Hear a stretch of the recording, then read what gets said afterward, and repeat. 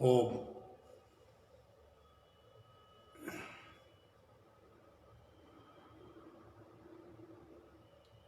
ओम। ओम नमस्ते दोस्तों, बस मुझे ये बता दो आवाज़ आ रही है नहीं? आवाज़ आ रही है नहीं? सुरेंद्र भ्राता जी जरा बताना। ओम।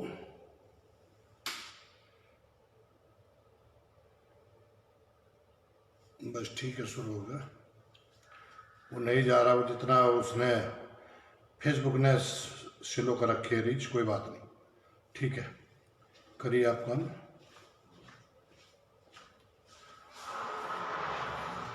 ओम नमस्ते। ओम नमस्ते। आवाज़ आ रही है मेरी? आवाज़ आ रही है? बहुत ही जरूरी विषय है, प्लीज़ बताएंगे। आ रही है? बढ़िया, ठीक है, बहुत बहुत धन्यवाद। संतोष भ्राता जी बहुत बहुत धन्यवाद। राजकुमार अनुज भ्राता जी बहुत बहुत धन्यवाद।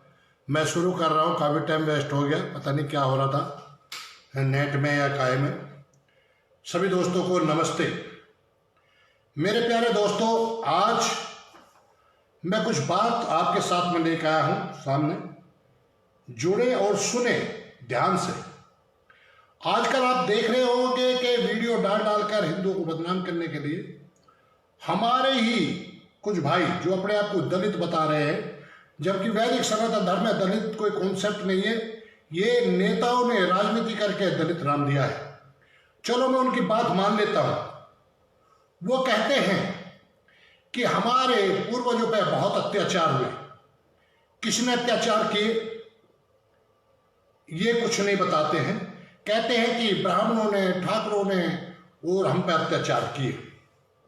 हम बहुत दबे कुचले हैं। आज मैं उनसे पूछना चाहता हूं कि आप पे अत्याचार हुए, क्या आप उस टाइम पे थे?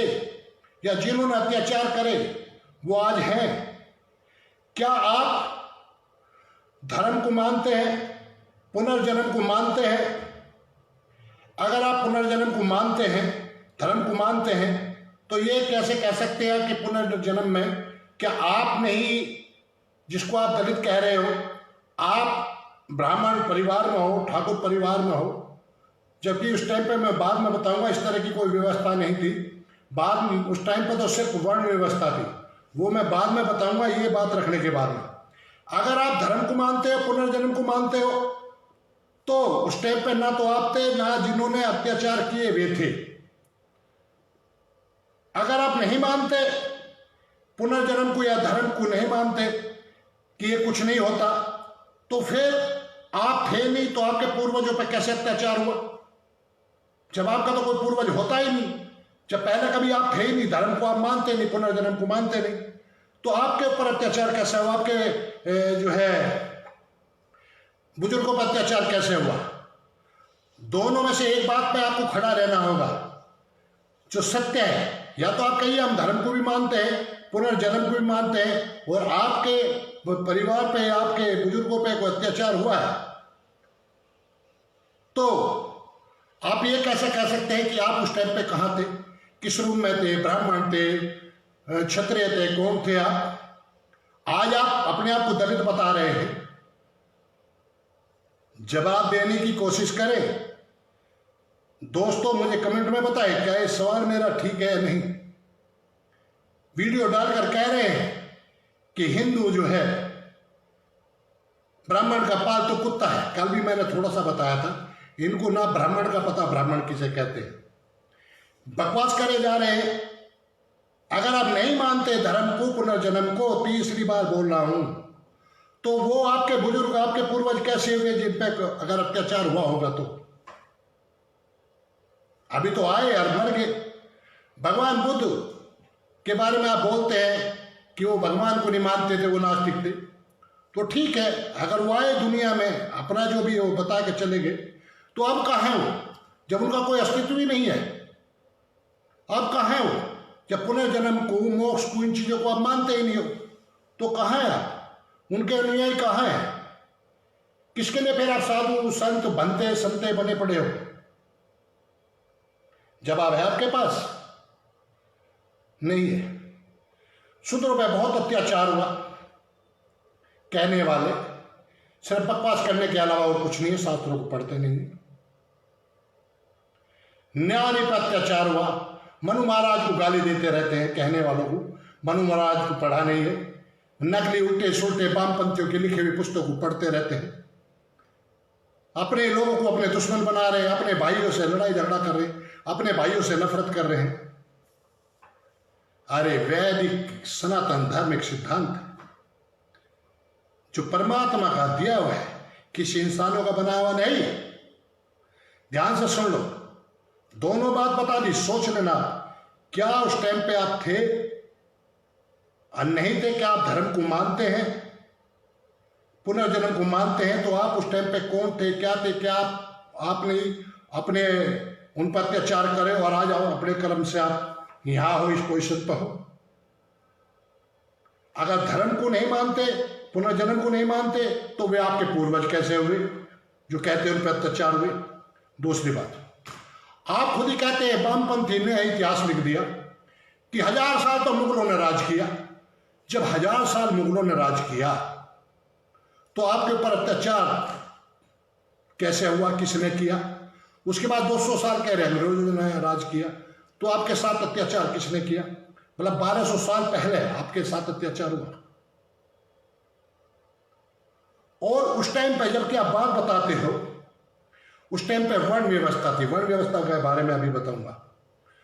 कहते हैं, अभी बता रहा हूं, अभी ध्यान से सुनना, शेयर करें, कोशिश करें, ज्यादा से ज्यादा लोग जुड़े। ये मेरी नई आईडी है और फेसबुक वैसे मेरी रीच आगे जाने नहीं देती, ज्यादा लोगों तक जाने नहीं देती। संजय त्यागी जी, खरगोदा, अच्छा, कृपया सभी भाई शेयर करने में कंजूसी न करें जी। कोई कमेंट लिखना चाहे, बताना चाहे तो बता सकता है, मैं आपके बीच में आया हूं। तो वर्ण व्यवस्था के बारे में बताऊंगा। मनुस्मृति में कहते हैं नारी के लिए लिखा, नारी के लिए लिखा। हरामखोर पढ़ते ही नहीं है, पता नहीं वामपंथियों के लिखे हुए कहाँ की कौन सी मनुस्मृति मिलावट के पढ़ते रहते हैं। अरे आप जो है मनुस्मृति का अध्याय 3 का श्लोक नंबर 56 पढ़ लीजिए, मिलावटी मनुस्मृति में भी पढ़ लीजिए, तो उसमें भी है यत्र नारस्तो पूजन्ते रमंत्रे तत्र देवता। पढ़ लीजिए उसमें जाके। जिस घर में नारी का सम्मान होता है वहां देवता तुल्य संतानें उत्पन्न होती हैं, सुख समृद्धि उनके परिवार में रहती है। और जहां नारी का अपमान होता है उनका विनाश होता है। ये तो आप मनुस्मृति में अध्याय 3 का जो है श्लोक नंबर 56 पढ़ लीजिए ना। हमसे पूछने क्या जरूरत है? हरामखोर सिर्फ बकवास करते रहते हैं, पढ़ते नहीं।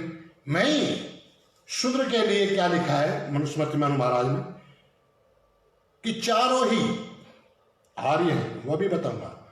अगर कोई शूद्र बुजुर्ग है उसके लिए कहा, कोई ब्राह्मण भी है तब भी उन सबको उसका सम्मान करना चाहिए, क्योंकि वो पिता तुल्य है, बड़ा है, उसका सम्मान करना चाहिए।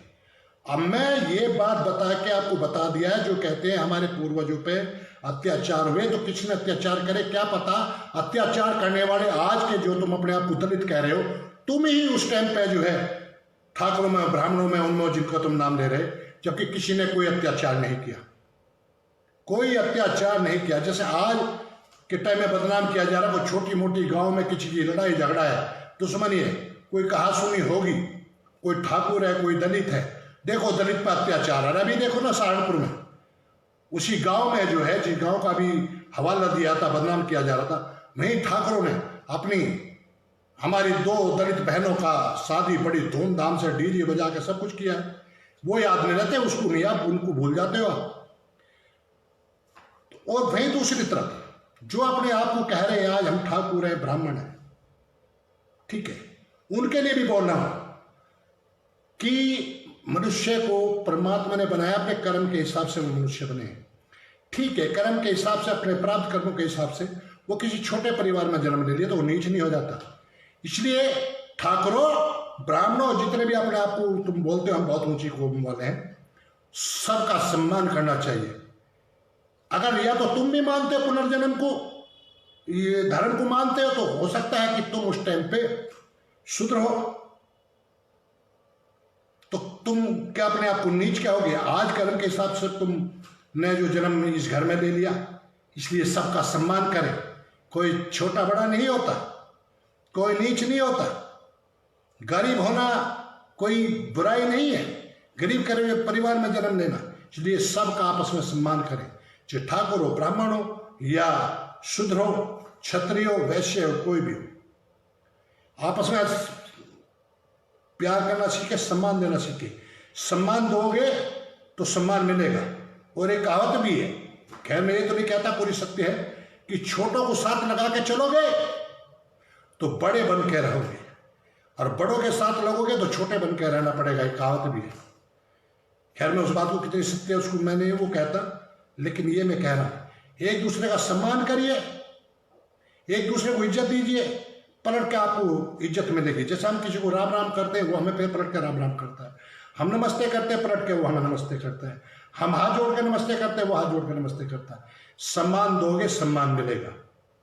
अब मैं आ रहा हूं दूसरी बात पे, वर्ण व्यवस्था पे जो है।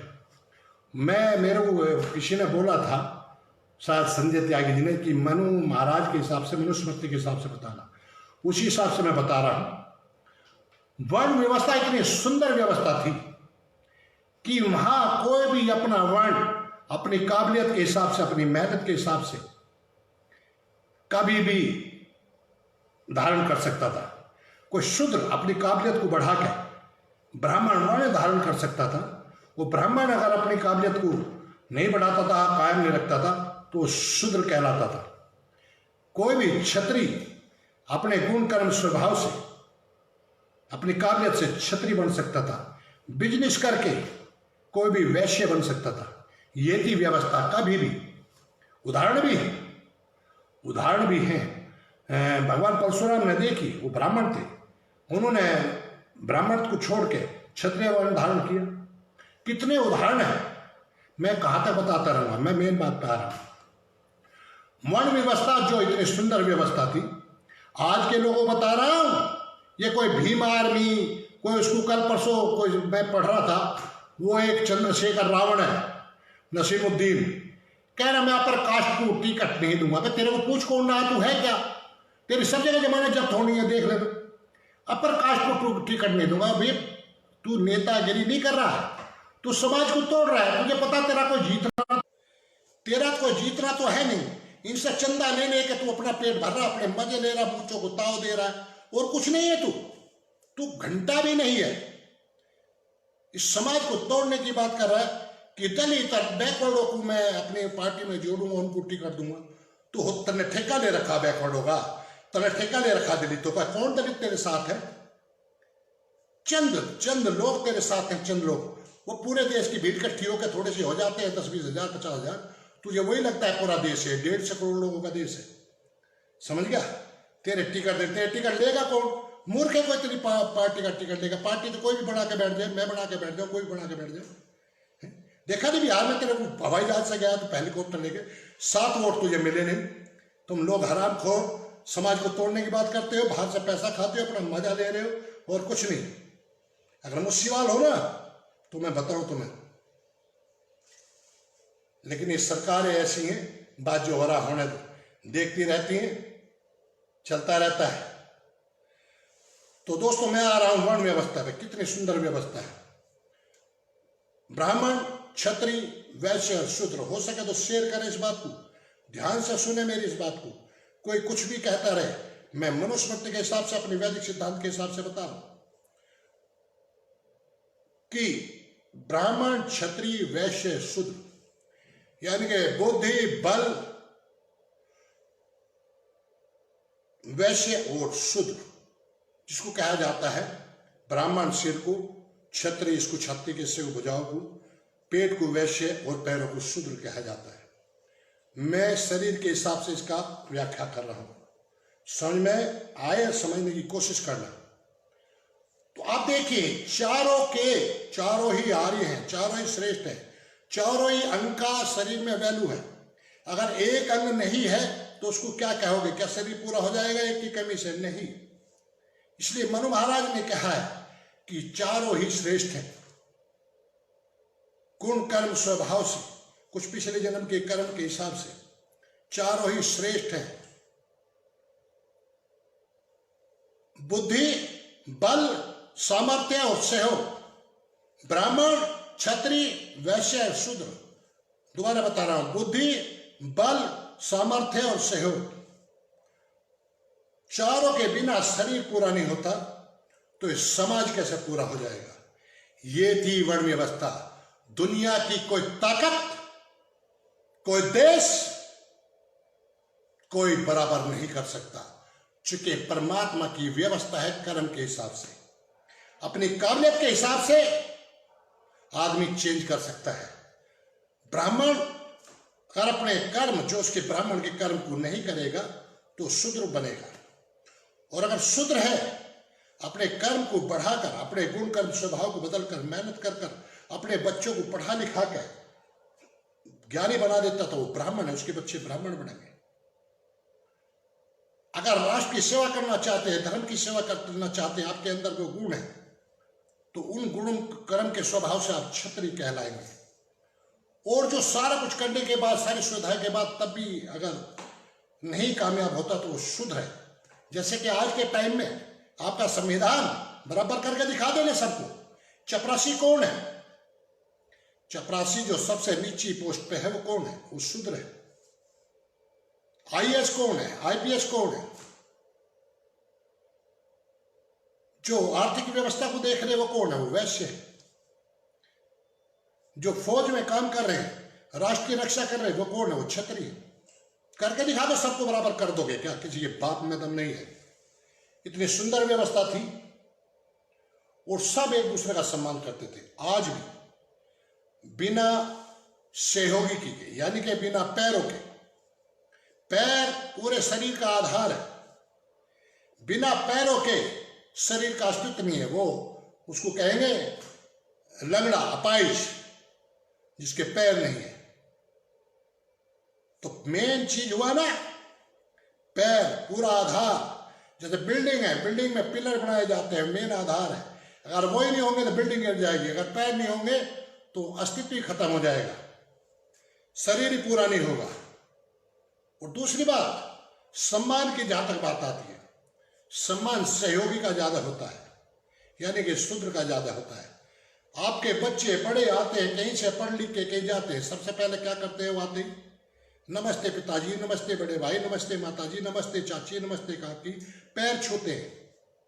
किसका सम्मान हुआ है? शूद्र का। पैर छुए जाते हैं सबसे ज्यादा पहले। पैर में कोई कांटा लग गया, कांच लग गया, तो सबसे पहले शरीर किसे बताता है? बुद्धि को, ब्राह्मण को बताता है, संकेत देता है पैर में दर्द हुआ। मदद करता कौन? ब्राह्मण कहता है, एकदम ऑर्डर देता है कि इसको क्षत्रिय को, हाथों को, तुरंत हाथ वहीं पहुंच जाते हैं, पकड़ लेते हैं उसको, कांच को निकालते हैं, कांटे को निकाल देते हैं। किसने मदद करी? दर्द सबसे पहले किसको हुआ? ब्राह्मण को। मदद किसने करी? क्षत्रिय ने। उसके बाद जो दवाई, जड़ी बूटी खाई, पेट में गई, वैश्य ने। वैश्य ने उसका इलाज किया। इसलिए चारों को बांटो मत।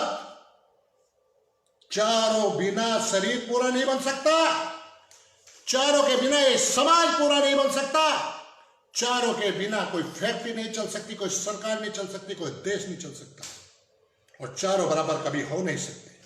कि ये परमात्मा की व्यवस्था है, उसको कोई बदल नहीं सकता। किसी के बाप में दम नहीं है। पांचों उंगलियों को कोई एक नहीं कर सकता, क्योंकि सबका अपना अपना महत्व है, परमात्मा की बनाई हुई है। और परमात्मा की बनाई चीज से छेड़छाड़ करोगे, प्रकृति से छेड़छाड़ करोगे तो वो भुगतना पड़ेगा। इसलिए हराम खोरो, समाज को मत बांटो। ये चंद छोटी मोटी राजनीति के चक्कर में आप समाज को बांटते हो, समाज को ला रहे हो, एक दूसरे का अपमान कर रहे हो। आप क्या सोच रहे, किसी दूसरे का अपमान करोगे तो आपको सम्मान मिलेगा क्या?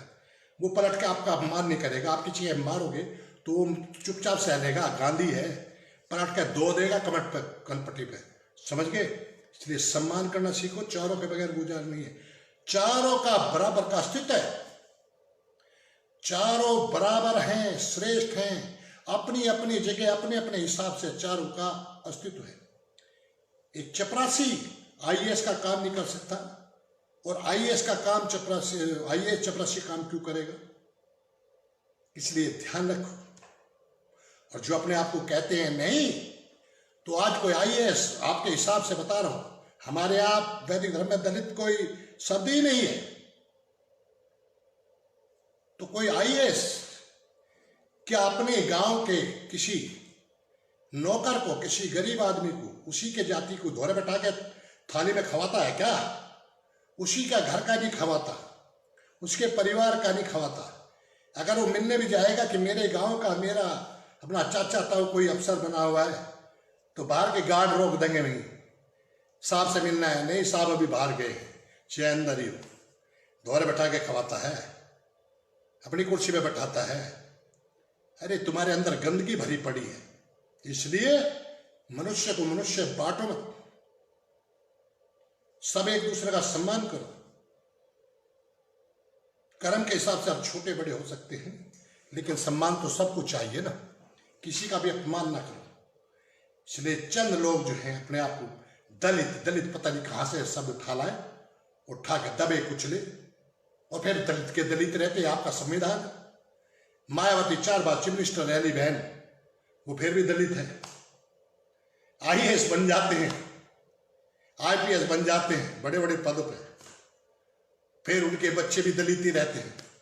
जो दूसरे गरीब आदमी, उन्हीं के परिवार के, उनके गांव के जो दलित है, उनको मौका नहीं मिलता, वो दलित का ही लेवल लगा हुआ, उन्हीं के बच्चे कामयाब होते चले जाते हैं, वो मलाई खा रहे हैं। जो दूसरे गरीब आदमी है गांव के, जो बेचारे, उनको मौका ही नहीं मिलता, उनको फायदा ही नहीं मिलता सरकार का। ये तुम्हारा संविधान है। यानी जो एक बार अफसर बन गया, जो कामयाब हो गया, उसको दलित, उसको आरक्षण मिलना ही नहीं चाहिए। क्यों, किस लिए आरक्षण मिलेगा भाई? तू अब उठ गया है, दूसरे को मौका देना, दूसरे भाई बंदा गरीब लोग, उनको मौका दे, तू अपना कामयाब हो। तेरे को हमेशा मलाई चाहिए, फ्री का चाहिए, हरामखोरी करेगा, तेरी बच्चे बने और भी ना बने। जो और गरीब लोग हैं गांव में, जो झोपड़ियों में रह रहे हैं, उनके बच्चे कामयाब ना हो, ये सरकार की गलती है। जो एक बार किसी नौकरी लगी, सरकारी नौकरी लगी, उसको आरक्षण मिलना ही नहीं चाहिए। अपने बच्चों को पढ़ा, कामयाब कर, किस चीज का आरक्षण? फिर ये संविधान ने समाज को बांट दिया है, नाश कर दिया। बाबा साहब ने तो कहा था, ये भीमराव अम्बेडकर साहब की बात करते थे, तो उन्होंने कहा था कि ये संविधान हमारा नहीं है, लोगों का संविधान है, ये नकल करी हुई है। अगर इसको जलाने का मौका मिले तो सबसे पहला मैं आदमी हूं इसको जलाने वाला। ये बाबा साहब ने कहा था, ध्यान से सुन लेना, पढ़ते नहीं हो। और अब तो बाबा साहब की किताबों में और इतनी मिलावट कर दी वामपंथियों ने कि बाबा साहब के विचार, एक तरफ बाबा अम्बेडकर कुछ कह रहा है, वहां कुछ लिख रहा, फिर आगे कुछ लिख रहा, मिला दिया। पढ़ के देखो, पढ़ के देखना। तो ये होगा, समाज को तोड़ने वाले लोग रहेंगे, क्योंकि अच्छे बुरे लोग हमेशा रहते हैं। लेकिन ये सरकार का, राजा का कर्तव्य बनता है, जो राष्ट्र को, समाज को तोड़ने और बांटने की बात कर रहा है, उसको दंड दे, कठोर। भय विपरीत नहीं होती, कठोर दंड देना चाहिए। तो इसलिए मैं कह रहा था, जो वर्ण व्यवस्था, इतनी सुंदर व्यवस्था थी, तो सम्मान सबसे ज्यादा किसका होता है? शूद्र का। आके बच्चे पैर छूते, पैरों को छूते, सुबह उठते हैं सबसे पहले धरती माता को कौन टच करता है? पैर। पैरों के बगैर शरीर का अस्तित्व नहीं है। अपनी अपनी जगह, जहां बुद्धि की जरूरत है, अगर पैर ना हो तो अपाहिज कहलाएगा, अगर बुद्धि काम नहीं करेगी तो पागल कहलाएगा, अगर हाथ मजबूत नहीं होंगे, छतरी मजबूत नहीं होगा तो कायर, कमजोर कहलाएगा, उसको कोई भी सता लेगा। इसलिए छतरी का धर्म क्या है? चारों वर्णों की रक्षा करना, अपने राष्ट्र की रक्षा करना, धर्म की रक्षा करना। धर्म के बारे में मैंने कल बता दिया था, बार बार बताने की जरूरत नहीं होती। धर्म किसे कहते हैं, फिर भी शॉर्ट में बता दूं। धर्म कहते हैं जो परमात्मा की व्यवस्था का पालन करता है, जो प्राणी मात्र से प्यार करता है, अपना भी भला करता है, दूसरे का भी भला करता है, वही धार्मिक है, वही धर्म है। और इसके विपरीत जो कार्य करता है वो अधर्म है, कोई भी हो। इसलिए धर्म को जानना, फिर पहले बताया था, फिर एक लाइन में बता देता हूं कि किसी पदार्थ का स्वभाव, उसका जो गुण है वो धर्म कहलाता है। इसलिए मनुष्य का जो गुण है मनुष्य वो ही है जिसके अंदर ये गुण है धर्म के। तो सबका अपना अपना कर्तव्य है। ब्राह्मण का, बुद्धि का अपना कर्तव्य है, क्षत्रिय का अपना कर्तव्य है। वैश्य का क्या कर्तव्य है? वैश्य का कर्तव्य आर्थिक स्थिति को मजबूत करना, वही चारों वर्णों के लिए कोई हर तरह का इंतजाम करना, खाना पीना हर चीज का, देश की अर्थव्यवस्था को संभालना, ये वैश्य का काम है। सब अपना अपना कार्य करें और अपना कार्य करते हुए तरक्की करें, एक दूसरे का सम्मान करें। चूंकि एक दूसरे के बगैर समाज खत्म है, पूरा होता ही नहीं। समाज चारों के बगैर पूरा नहीं होता। कोई फैक्ट्री नहीं पूरी हो चल सकती, कोई देश नहीं चल सकता, ये दुनिया नहीं चल सकती। इसलिए चारों की जरूरत है। ब्राह्मण, क्षत्रिय, वैश्य, शूद्र। बुद्धि की जरूरत है दुनिया को चलाने के लिए, ताकत की जरूरत है दुनिया को चलाने के लिए, अर्थव्यवस्था को संभालने के लिए, और जो है सहयोग, जो सहयोग करते हैं सहयोगी होते हैं। चारों के बगैर पूरी दुनिया नहीं चल सकती। इसलिए इन चारों को ना बांटें। इन चारों को जो बांटने की कोशिश कर रहा है वो हरामखोर, वो दंडनीय है, उसको दंड मिलना चाहिए। आज भी मैं कहना चाहता हूं इस सरकार से, अगर कोई आपस में समाज को बांटने की बात कर रहा है उसको दंड मिले, लेकिन दंड तो तब दोगे ना, ये तो तुम्हारा संविधान बांट रहा है, संविधान बांट रहा है। क्या करोगे? पहले संविधान को ठीक करना पड़ेगा। इस संविधान से ना दलित को न्याय मिल रहा, ना ब्राह्मण को न्याय मिल रहा, ना क्षत्रिय को, ना वैश्य, किसी को न्याय नहीं मिल रहा। 20-20, 50-50 साल लग रहे हैं, न्याय नहीं मिल रहा, ना मिलेगा। मनुस्मृति ही सबको न्याय दे सकती है, लेकिन मनुस्मृति को तो गाली देने वाले पढ़ते हैं नहीं। इनके बाप ने कभी मनुस्मृति को पढ़ा नहीं, मनु महाराज को गाली देते रहते हैं। अरे मनु महाराज को पढ़ के देखो। अरे ऐसा निकाह थोड़ा ही है जो तलाक ना हो सके। एक बार वैदिक सिद्धांत को जान के तो देखो, आओ वेदों की तरफ देखो जान के। मनु महाराज को पढ़ो, अगर उसके बाद पढ़ने के बाद भी आपको गलत लगे तो फिर खूब गाली देना, लेकिन बिना पढ़े दूसरे के सुनी सुनी बातों पे आप कहोगे तो आप पिटने के काम कर रहे हो। आपकी पिटाई होनी चाहिए दब के, लठ बजना चाहिए दब के, कि आप जानते ही नहीं, अरे बेमतलब में गाली दे रहे हो। और जो समाज को बांट रहे हैं उनको कठोर दंड मिलना चाहिए। दोस्तों, अपनी वर्ण व्यवस्था को दोबारा से लाने के लिए प्रयास करो। और हिंदुओं, ये देश आपका अधिकार है। बिना मांगे तो कहावत है, बिना रोए तो मां भी दूध नहीं पिलाती। इकट्ठे हो जाओ अगर हिंदू राष्ट्र बनाना है तो। देखा नहीं चंद थोड़े से नकली किसानों ने कैसे सरकार को झुका रखा है। चंद छोटे से थोड़े से उसने संगठन ने कैसे शाहीन बाग में सबको झुका दिया, मारकाट मचा दी, कितने मार मचा दी। मैं आपको मारकाट के लिए नहीं कह रहा, एकत्रित हो जाओ, इकट्ठे होकर यज्ञ करो, चाहे रोडों पे करना पड़े, कहीं पे करना। हिंदू राष्ट्र चाहिए। हिंदू राष्ट्र नहीं होगा तो हम चुनाव नहीं लड़ने देंगे, हम वोट नहीं देंगे। हमारा अधिकार है, हमारे ही अधिकार को आप छीन कर दूसरों में बांट रहे हो। चूंकि हिंदू खाली हिंदू नहीं, हिंदू में बौद्ध भी हैं, सिख भी हैं, ये सब एक पेड़ की शाखाएं हैं। और हिंदुओं में कितने मत हैं, कोई राम को मानने वाला, कोई कृष्ण को मानने वाला, कितने मत है, कोई आर्य समाजी है। तो ये सब एक पेड़ है, पेड़ की सब शाखाएं हैं। तो अगर पेड़ ही नहीं रहेगा तो पूरी शाखाएं, पूरा पेड़ सब सूख जाएगा, किसी का अस्तित्व नहीं रहेगा। मानते रहना फिर जिसको मानना है, जब तुम नहीं रहोगे तो। उदाहरण है, और 1947 में अफगानिस्तान में 75% हिंदू सिख आबादी थी। आज कहाँ गए? कहाँ गए वो कायरो? अगर तुम मजबूत होते, तकड़े होते, तो क्या 75% को मार के भगाया जा सकता था? कश्मीर में देखिए हमारे हिंदुओं को 1990 में कैसे मार के भगा दिया। पाकिस्तान, बांग्लादेश, क्या हाल हो रहा है? गुरुद्वारों को तोड़ा जा रहा है, मंदिरों को तोड़ा जा रहा है, हिंदुओं को मारा जा रहा है, उनके लड़कियों से जबरदस्ती निकाह शादी की जा रही है। कहाँ 28% से क्या अस्तित्व रह गया? कारण कि पेड़ को पानी देना बंद, शाखाएं सूखनी शुरू। एक दूसरे से लड़ना झगड़ना शुरू। तो जब सबको एक होना होगा, हिंदू राष्ट्र बनाना होगा, हिंदू राष्ट्र बनाएंगे तो सब प्यार से रहेंगे। क्योंकि हिंदुओं ने सबको गले लगाया, सबको फलने फूलने का मौका दिया, पहले भी मैंने वीडियो में बताया। और मुसलमान ये ना समझे कि जहां मुस्लिम राष्ट्र है पाकिस्तान में, वहां शियाओं को किस तरह मारा जा रहा, अहमदिया को किस तरह मारा जा रहा, मुसलमान मुसलमान को मार रहा है। यहाँ भारत में आप सुरक्षित हो और फिर भी भारत को आप गाली दे रहे हो, भारत के लोगों को गाली दे रहे हो, हिंदुओं को गाली दे रहे हो, जिसने आपको फलने फूलने का मौका दिया। कितनी आपकी मस्जिदें बनती जा रही हैं, कोई कहता नहीं। फिर आपको कह रहा हूं, मत बढ़ो, मनुष्य बनो, मनुर्भवः, इन मत मजहब में मत बटो। जो परमात्मा ने आपको आज्ञा दी उसका पालन करो, उसकी बनाए सृष्टि नियम का पालन करो। प्राणी मात्र को अपना दोस्त अपना भाई समझो।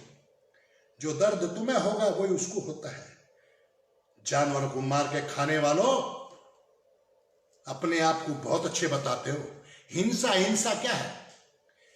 जितने भी आज इस्लाम को मानने वाले कुछ चंद लोगों को छोड़कर लगभग 99% लोग जो है बलि देते हैं,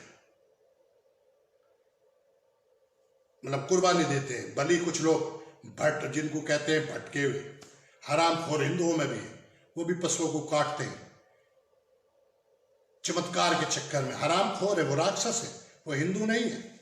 ऐसे ही वो हिंसावादी है, उनको सजाए मौत होनी चाहिए। ऐसी कोई भी बता देना जो बलि कुर्बानी दे रहा है, क्या वो हिंसावादी हो सकता है?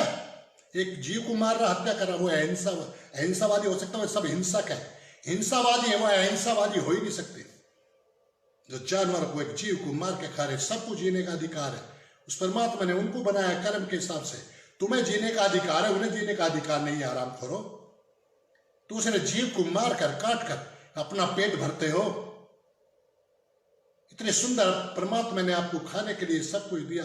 कितने बादाम, घी, दूध, सारी चीज जो है, मेवे, अन्न, सारी चीज, फल फ्रूट, कितना दे दिया। तुम्हारा पेट नहीं भरता, फिर भी जीवों को मार के खाते हो। शर्म नहीं आती? मारो काटो, तुम भी वही बनोगे, तुम भी वही बनोगे, तुम्हें भी कटना है। कि जैसा जो करना है, परमात्मा न्यायकारी है, दयालु है। जो करोगे वही लौटाता है। अपने लिए अच्छा चाहते हो तो अच्छा करो, बुरा करोगे परमात्मा तुम्हें माफ करता है। अल्लाह माफ करता है, परमात्मा माफ नहीं करता। क्योंकि अल्लाह काल्पनिक है, एक गिरोह बना दिया, किसी आदमी का बनाया हुआ है। धर्म परमात्मा विदित होता है, मैंने पहले बताया।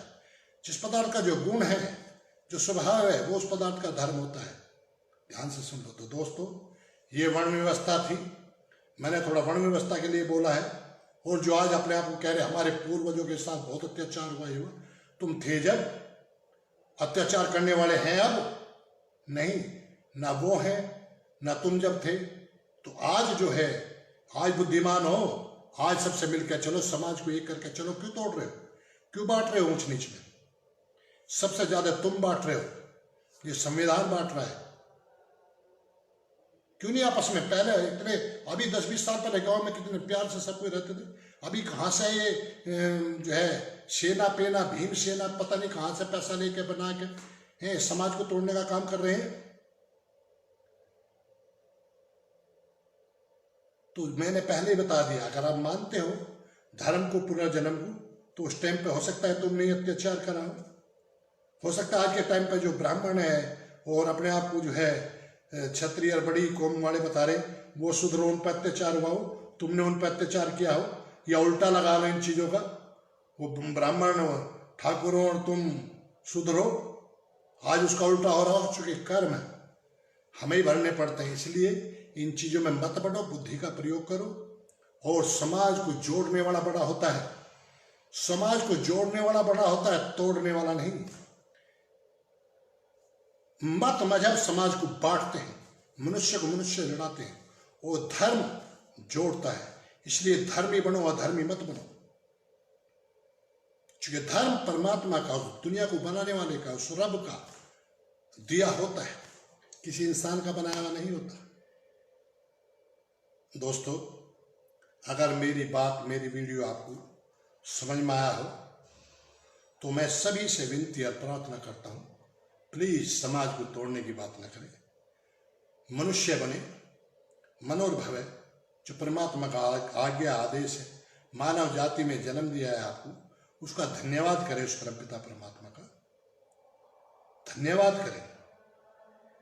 हर पल सुख में दुख में, सुख दुख सब हमारे कर्मों के फल हैं जो हमारे सामने आते हैं। उसकी व्यवस्था है, उसकी व्यवस्था को जानो, पढ़ोगे जभी तो जानोगे।